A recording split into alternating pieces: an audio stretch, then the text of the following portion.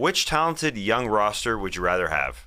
OKC or Orlando? It's a tough one, Nugs Life.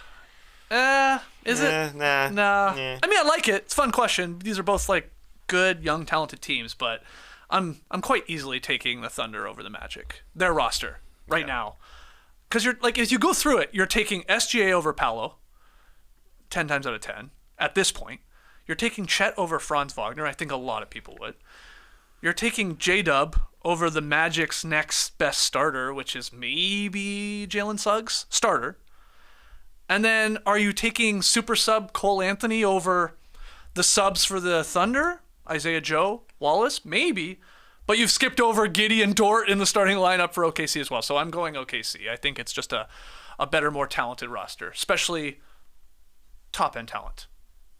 They've got a perfect big three already, locked in with Shea, J-Dub, and Chet. Yeah. That's 3 positions. Yeah. Now you just got to figure out who fits around them, and maybe they're on the roster, maybe they're not. But yeah, this is an easy question to me. The bigger question is, if you go back to the 2022 draft, are you taking Paolo or Chet? Right. Ooh. Well, Chet's awesome. Yeah, he is. Paolo's awesome. Yeah. I think they're actually both happy with how it played out because the Magic need a number one guy.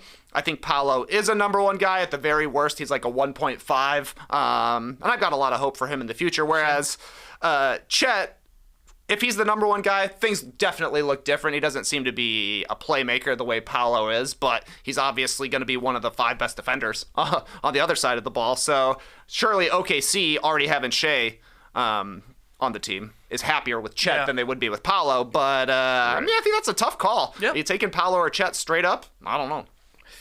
Yeah, the Magic looking at number one guy, would be extremely happy with what they did, period. But Chet Holmgren has looked so good recently, offensively. He's doing that spin dance on guys who are trying to guard him on the perimeter.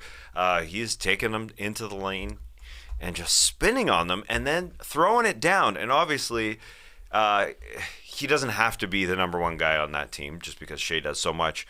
So he shines in that, just that support role, and then he shines defensively as well. He's so good, and that's why it's not only do you get incredible offense from Shea, Chet, Jalen. These guys are so good defensively, both of them.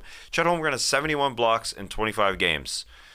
He's second already in total blocks. Shea Gilgeous-Alexander, 66 steals in 25 games, number one defending in that category. Shout out to Schlecht who pointed that out. And it's totally true. Shea's already stood out as a defender. Chet's already doing that, so they're just damn good. So Nugs Life, maybe OKC is not getting enough love from everybody out there. I mean, I know we talk about it, but maybe because they don't have a Christmas game. Maybe, countrywide they're not being talked about enough, but they're damn good. They got to get into postseason matchups and start, putting up fights and winning postseason series. Yeah. And then you're going to get all the attention in the world. But I'm with Trey. I mean, the 1, 2, 3 they got right there. I mean, it's like sort of exactly what you would want in today's game at those positions. Sort of check.